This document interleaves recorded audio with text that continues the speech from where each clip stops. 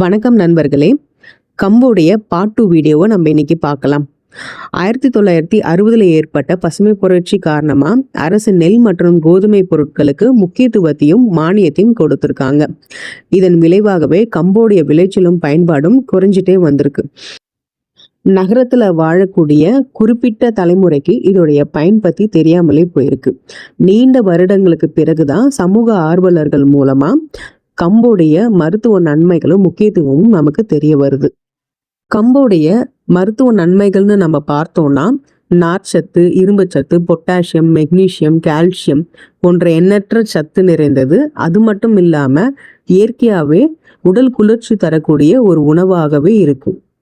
கம்புங்கிறது ஒரு multi level cooking ஃபுட்டாக தாங்க நான் பார்க்குறேன்.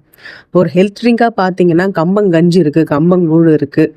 ஸ்வீட்டாக நீங்கள் சாப்பிடணுன்னு பார்த்தீங்கன்னா இனிப்பு கொழுக்கட்டை, லட்டு, அதுக்கப்புறம் புட்டா இருக்குது. காரமாக நீங்கள் சாப்பிடணுன்னா கார கொழுக்கட்டை, அடையா இருக்குது. மதியத்தில் ஒரு உணவாக சாப்பிட்றதா இருந்தால் கம்மஞ்சோறு இருக்குது. மனித வரலாற்றில் 4500 ஆண்டுக்கு முன்புலேருந்தே கம்பை நம்ம பயன்படுத்தி வந்துட்டு இருக்கோம்.